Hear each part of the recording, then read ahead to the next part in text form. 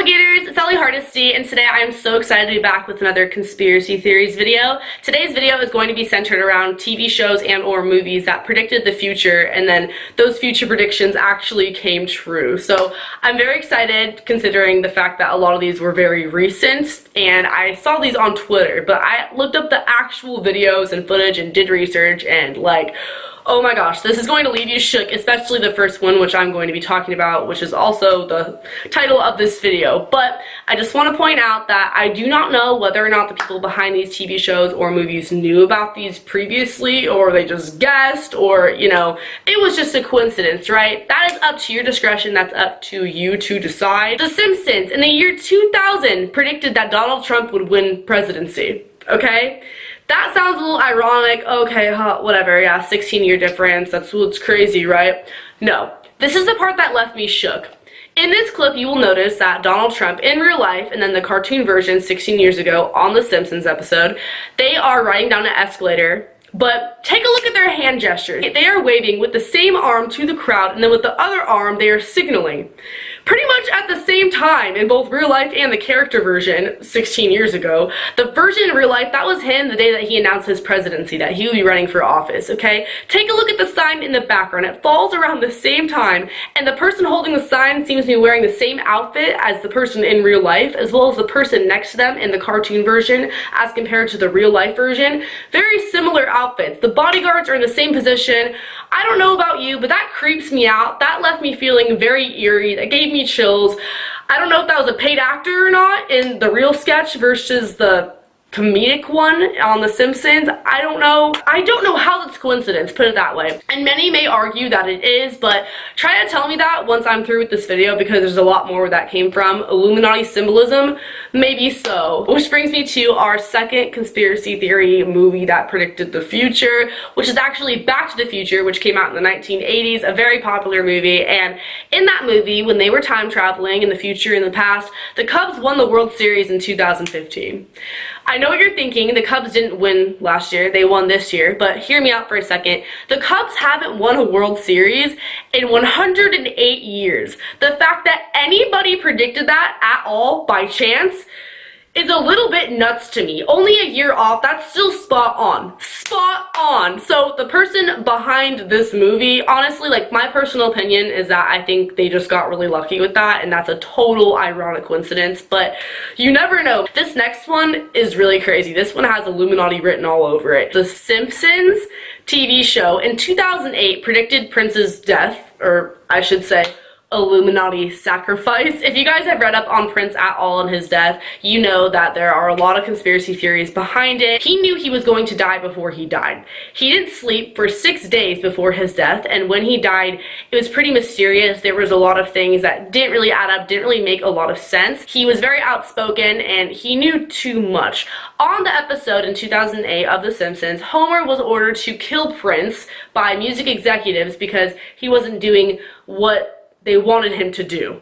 The first TV show that talks about where Osama Bin Laden was hiding was Scrubs in the year 2006. It was season 6, episode 7, and the janitor on the show, he said, and I quote, "In my opinion, we should be looking for Bin Laden in Pakistan." Nobody thought much of it until 5 years later when they found him in Pakistan. Shortly after Obama confirmed his capture, Scrubs fans came out with this clip and they were like, how do you explain this? How did they know this ahead of time? Is there something you guys aren't telling us? Like, they literally called out on national television. The writers of the show, they came out and they were like, honestly, we just got lucky. That just was a coincidence. But was it though? Was it really? All these TV shows combined really makes me kind of aggravated how all these people just had really good luck guessing. This next one is probably one of the most accurate that I will be talking about in this entire video. It is Family Guy predicting the Boston bombing in 2013, 29 days before it happened. The Boston Massacre took place April 25th, 2013. 3 people died, a bunch were severely injured. There were also shootings after the bombing, and that happened on the show with Peter. Peter, he was on the phone and then it set off a bomb, and then yeah, you might think, okay, whatever, that's sort of a coincidence. The show takes place in Massachusetts.